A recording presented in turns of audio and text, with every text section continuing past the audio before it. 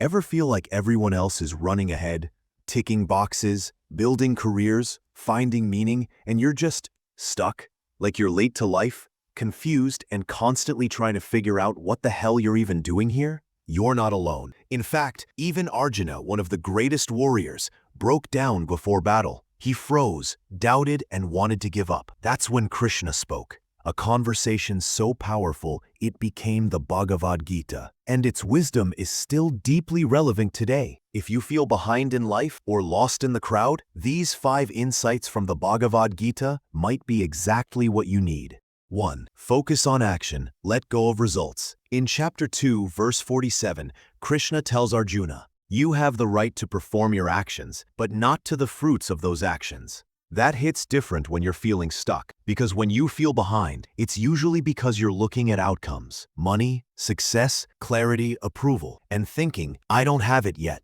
so I must be failing." But Krishna's saying, that's not your job. Your only responsibility is to show up. Do the work. Give your best. Whether things click today or a year from now, that's not in your hands. Imagine you're applying for jobs or trying to build a career in something you love, and the results just aren't showing up. This verse is the reminder that the value is in the effort. You're not wasting time. You're building something deeper than what people can see. 2. Walk your own path, even if it's slower. In chapter 3, verse 35, Krishna says, "It is better to fail in one's own duty than to succeed in the duty of another." How often do we feel behind because we're comparing ourselves to someone else's story? Your friend becomes a lawyer. Suddenly, you wonder if you should have done law. Someone else is making money through content, and you think, should I be doing that too? But your soul came with a different assignment. Even if you mess it up, it's more meaningful than succeeding at something that wasn't yours to begin with. Let's say you're drawn toward music, writing, teaching, or some path that isn't mainstream, and everyone around you is chasing stable careers, climbing ladders. It's tempting to copy that, but deep down, it doesn't feel right. Krishna's words remind us, even slow progress on your true path is better than sprinting down someone else's. 3. Master the mind before it masters you. In chapter 6, verse 5, Krishna says something that really gets to the heart of it all. Elevate yourself by your mind. Do not degrade yourself. The mind is your friend and your enemy. This verse is for those overthinkers out there, and I'm one of them. When you feel lost in life, most of the struggle isn't out there. It's in here. In the thoughts that whisper, "You're too late. You're not good enough. You've wasted too much time." But what if you could become your own supporter instead of your own saboteur? Start small.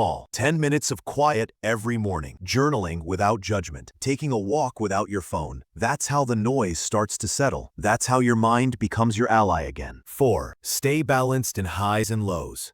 In chapter 2, verse 38, he tells Arjuna, treat pleasure and pain, gain and loss, success and failure alike, and then engage in battle. That doesn't mean you become numb. It means you don't let the highs break your focus or the lows break your spirit. You stay rooted. You stop riding the roller coaster of validation and rejection. Think about starting a passion project, a side hustle, or a YouTube channel. Some days it'll grow, some days it'll flop, but if you stay consistent instead of emotional, you'll go far. It's not coldness, it's clarity. 5. This version of you is not the whole story. In chapter 2, verse 20, Krishna says, "The soul is eternal. It was never born, nor does it ever die." That might sound philosophical, but when you're lost in self-doubt, it's actually very grounding. You are not just your current version, not just your job title, your confusion, your bank balance. You are a deeper being passing through a phase, a chapter, a moment, and this moment too will pass. So no, you're not behind. You're just becoming, and becoming takes time. Before we wrap up, which of these verses hit you the hardest today? Let me know in the comments. I genuinely love to read your thoughts. And hey, if this gave you even one moment of peace or clarity, do me a small favor. Hit the like button, subscribe, and check out our other videos. Because you're not the only one walking through this, but you can walk it a little lighter, a little wiser, and a little more aware, starting today.